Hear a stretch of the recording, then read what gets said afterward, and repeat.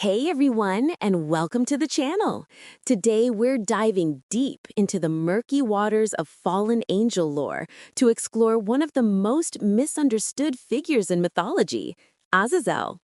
When we think of fallen angels, images of Lucifer, the ultimate rebel, often spring to mind. But Azazel is a far more complex and enigmatic figure, often relegated to the fringes of demonic narratives. He's frequently painted as a pure evil entity, a scapegoat for humanity's sins, or even a simple trickster. But is that really all there is to him? Is he just a convenient punching bag for theologians and storytellers? I think there's a far more fascinating story to uncover. We're going to unmask Azazel, examining his origins, his alleged crimes, and what he represents beyond the simple label of fallen angel. Prepare to have your perceptions challenged. So, who is Azazel? The earliest mention of Azazel comes from the book of Leviticus in the Old Testament. In the ritual of Yom Kippur, a day of atonement, two goats were chosen.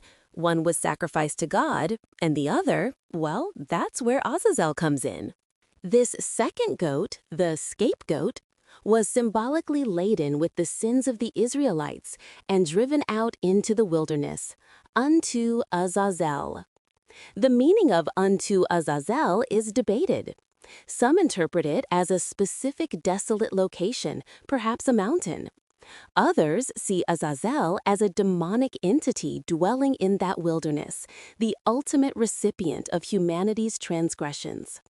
This is the foundation of the scapegoat interpretation of Azazel.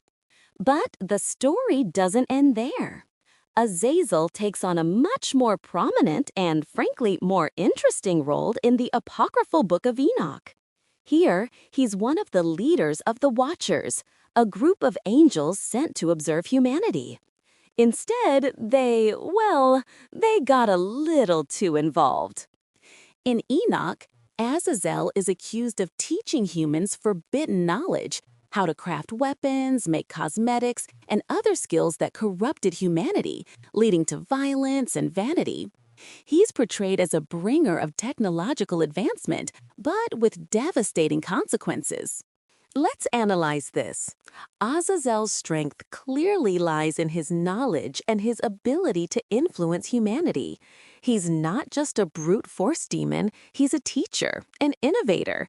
He sees potential in humans and provides them with the tools to shape their world. But his great strength becomes his and humanity's great challenge. The challenge, of course, is the misuse of this power. Azazel's teachings, intended perhaps to elevate humanity, ultimately lead to corruption and destruction. He underestimates the human capacity for misuse, for greed, and for violence. This highlights a critical theme. Knowledge without wisdom is a dangerous thing.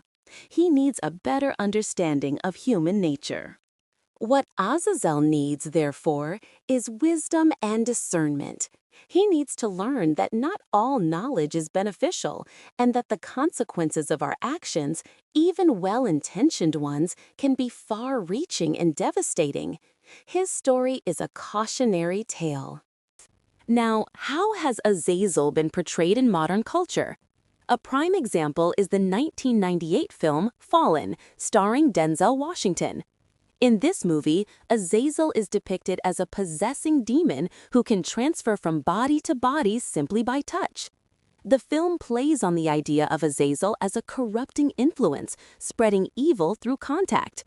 This portrayal, while not entirely accurate to the original texts, captures the essence of Azazel as a force of corruption.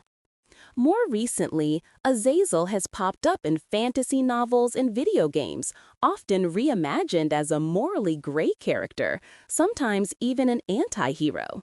This shift reflects a growing interest in exploring the complexities of fallen angels and challenging the traditional good versus evil narrative.